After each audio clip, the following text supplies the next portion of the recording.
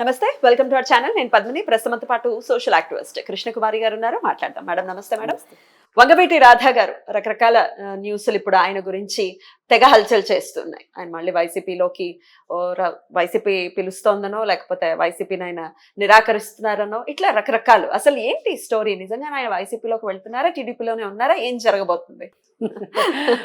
వంగవీటి రాధా ఇంతకుముందు వంగవీటి రంగా కొడుకు. అయితే రంగా ఆయన కులానికి సంబంధించి కాపు నాయకుడిగా ఉండేవాడు, అలాగే కాంగ్రెస్ నాయకుడిగా ఉండేవాడు. ఏదైనా అతను రాజకీయాల్లోనే ఉన్నాడు. అలాగే అతని రాజకీయ జీవితం గురించి కూడా అది కూడా అంత బాగా ఉన్నదేం లేదు, ఒడిదుడుకులతోటి ఉన్నదే. సరే, చివరికి ఒక ప్రత్యర్థుల హత్యాకాండకి బలైపోయాడు, అతను చనిపోయాడు. అయితే అతను కొడుకు ఇతను. అయితే వీళ్ళని రాజకీయాలకు దూరంగా పెట్టాలి అనే ఉద్దేశంతో వీళ్ళని ఊటీలోనూ ఎక్కడో హాస్టల్లో పెట్టి చదివించారు, అమ్మాయిని అబ్బాయిని. ఆ తర్వాత భార్య రాజకీయాల్లోకి వచ్చింది. ఆమె కూడా ఒకసారి ఎమ్మెల్యేగా అయ్యింది. ఆ తర్వాత ఇంకా ఆమె ఇప్పుడు రాజకీయాల్లో లేదు. ఈలోపు ఈ అబ్బాయి ఎదిగాడు. ఈ అబ్బాయి కూడా ఒక కాపు నాయకుడిగా డెవలప్ అవుతాడు అని అనుకున్నారు. కానీ కొంచెం నిలకడ మనస్తత్వం తక్కువ అన్నట్లే అనిపిస్తుంది అతని వ్యవహార ధోరణి. అలా కాంగ్రెస్లో చేరతాడని, అలాగే తెలుగుదేశంలో చేరతాడని, వైసీపీలో చేరతాడని, అది ఇది కాదు ఇప్పుడు చిరంజీవి పార్టీలో చేరడము, ఇలా రకరకాలు అటు ఇటు జంపింగ్స్ జరిగాయి. కానీ ఒకసారి అతను ఎమ్మెల్యేగా గెలిచాడు ఒకసారి. ఈ పరిస్థితుల్లో మధ్యలో వైసీపీకి వెళ్ళిన తర్వాత వైసీపీ నుంచి బయటకు వచ్చేదలుచుకున్నాడు. వైసీపీలో మనకు తెలిసిందే కదా, ఉన్న సీట్లకి అంటే ఆశావహులు ఎక్కువ మంది ఉంటారు. టికెట్ ఇవ్వని వాళ్ళు బయటకు వచ్చి మాట్లాడుతూనే ఉంటారు. అలాగే ఈయన కూడా బయటకు వచ్చే సందర్భంలో బయటికి వెళ్తే జాగ్రత్త, ఇక్కడ ఉంటే ఏదో నామినేటెడ్ పోస్ట్లో ఉన్న పడేస్తాను నువ్వు బయటికి వెళ్ళి ఏం చేస్తావు అని జగన్మోహన్ రెడ్డి అన్నాడు అని చెప్పి అతను చెప్తున్నాడు. అయితే ఈలోపు ఈ మధ్యలో ఇప్పుడు వైఎస్ఆర్ పార్టీ కూడా కొంచెం ఒడిదుడుకుల్లో ఉంది. ఏమైనా సరే గెలవాలి, అందుకని అన్ని రకాల వాళ్ళని కూడగట్టుకునే పరిస్థితిలో ఇప్పుడు జగన్మోహన్ రెడ్డి బిజీగా ఉన్నాడు. ఆయన కాకపోతే ఆయన పార్టీలో వాళ్ళు. అందుకే ఇక్కడ వాళ్ళని తీసి అక్కడ వాళ్ళని తీసి ఇక్కడ, ఏదో షఫలింగు అన్నీ నడుస్తున్నాయి అక్కడ. ఏదో ఒక లాటరీ సిస్టమ్ లాగా నడుస్తుంది అక్కడ. అంటే ఇక్కడ మా ఎమ్మెల్యే ఈయన తీసుకెళ్ళి ఇంకో చోట వేస్తున్నారు. ఒక ఆయన అక్కడ ఎమ్మెల్యే కాదు, ఆయన ఆ నియోజకవర్గంలో బాగా పనిచేశాడు. ఈసారి ఎలక్షన్స్లో ఎమ్మెల్యే టికెట్ కోసం ట్రై చేస్తున్నాడు. ఆయన తీసుకెళ్ళి ఇంకో చోట ఎక్కడో. అయ్యో, ఇలా గందరగోళంగా నడుస్తుంది. ఈ గందరగోళం వెనకమాల ఏంటంటే ఏమైనా సరే ఈసారి గెలవాలి. ఆ గెలవాలనే దానికి కొంతమందిని బయటికి పంపించాలని, కొంతమంది బయట ఉన్న లోపలికి తెచ్చుకోవాలి అనే ఒక పథకంలో భాగంగా రాధా ఇప్పుడు మా పార్టీలోనే ఉన్నాడు అని వాళ్ళు చెప్పుకుంటుంటే ఇతను ఒక స్టేట్మెంట్ ఇవ్వాల్సిన పరిస్థితి వచ్చింది. ఏంటంటే నేను ఎక్కడున్నాను అనేది ప్రపంచానికి చెప్పాల్సిన అవసరం ఉంది అని అనిపించి అతను లేదండి నేను తెలుగుదేశంలోనే ఉన్నాను, గాలి పార్టీ వాళ్ళు గాలి మాటలు చెప్తారు అంటే ఒక రకంగా ఏంటంటే చాలా కొంచెం సటైరికల్ గా మాట్లాడాడు.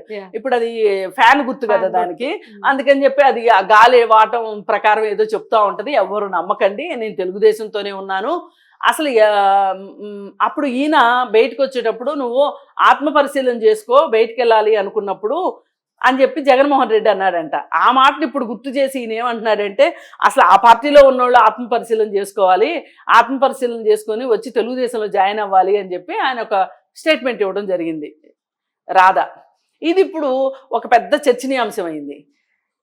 అసలు ఇప్పుడు రాధా ఎందుకు అవసరం అయ్యాడు జగన్మోహన్ రెడ్డికి అంటే, ఇప్పుడు ఒక పక్కన పవన్ కళ్యాణ్ కాపులు ఓట్లన్నీ గుండుగుత్తగా తను వేయించుకోవాలని చూస్తున్నాడు అనే వేయించుకుంటాడేమో అనే ఒక భయంలో వైసీపీ పార్టీ ఉంది. అందుకనే చంద్రబాబు నాయుడు పవన్ కళ్యాణ్ కలిసి పోటీ చేయకూడదు అని చెప్పి వాళ్ళు చేయగలిగినన్ని ప్రయత్నాలు వాళ్ళు చేశారు. ఏంటి, దమ్ముంటే ఒక్కడివిరా, సింహం సింగిల్గా వస్తుంది, అది ఇది మేము నలుగురితో ఎవరితోనూ మేము కలవము అని చెప్పి, అంటే ఆయన ఉద్దేశం ఏంటంటే నేను ఎవరితో కలవను కాబట్టి మీరు కూడా ఎవరో కలిసి పోటీ చేయొద్దు అని చెప్తున్నాడు. దాని వ్యూహంలో భాగం ఏంటి, ఆ వ్యూహం ఏంటి అంటే ప్రభుత్వ వ్యతిరేక ఓటుని ఎంతమంది చీల్చుకుంటే అధికార పార్టీకి అంత లాభం.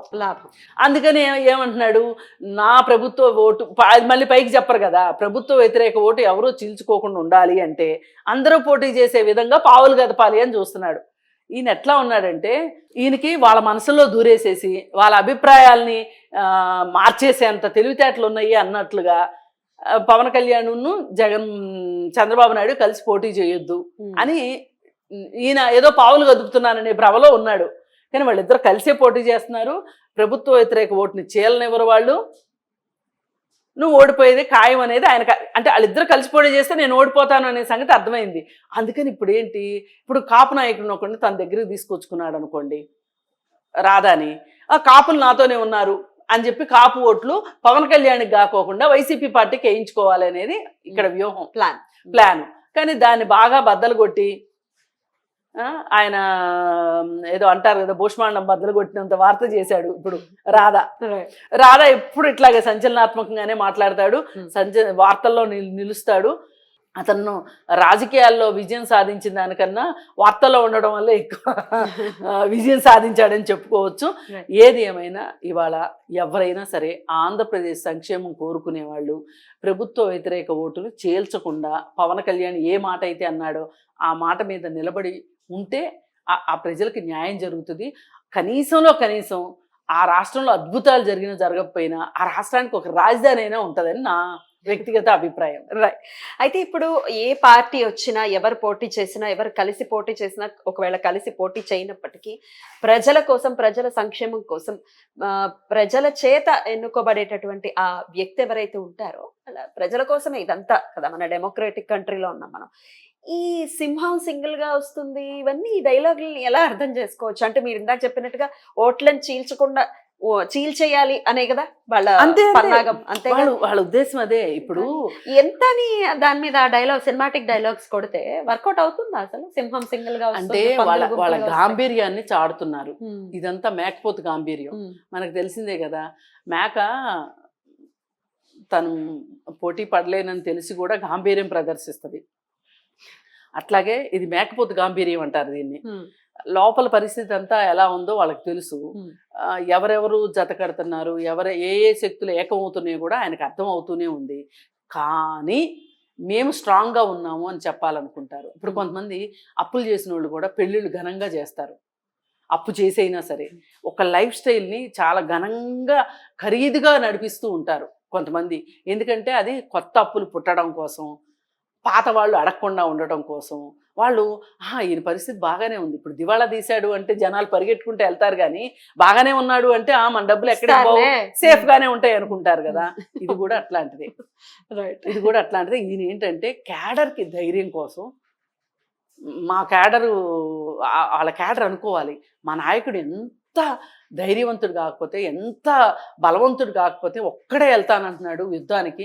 వాళ్ళందరూ చేతగాని వాళ్ళు, ఒకళ్ళు ఇద్దరు ముగ్గురు నలుగురు కలేసుకుని వస్తున్నారు అని ధైర్యాన్ని నింపటం కోసం ఇదంతా. వీళ్ళల్లో ధైర్యాన్ని నింపడానికి, అవతల వాళ్ళల్లో ఆ ఈగో మీద టచ్ చేయడానికి అమ్మో ఇది చాలా ఏ మాత్రం బలం లేకపోతే ఇలా ఎందుకు మాట్లాడతాడు జగన్మోహన్ రెడ్డి అని ప్రత్యర్థులు అనుకుంటారు.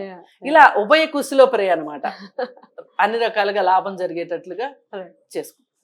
మొత్తానికి రకరకాల మాటలు, రకరకాల న్యూస్లు అనేవి వైరల్ అవుతున్నాయి. ఇక ఎలక్షన్స్ కూడా వచ్చేస్తున్నాయి కాబట్టి డెఫినెట్ గా ఈ ఫైర్ అయితే ఖచ్చితంగా ఉంటుంది. సో మరికొద్ది నెలల్లోనే ఎలక్షన్స్ వస్తున్నాయి కాబట్టి మరి చూడాలి ఎవరు నిజంగానే సింహం అవుతారో, ఎవరు ఇంకా వేరే వాటిల్లో మిగిలిపోతారో చూడాల్సిందే. Right madam, thank you so much. నమస్తే.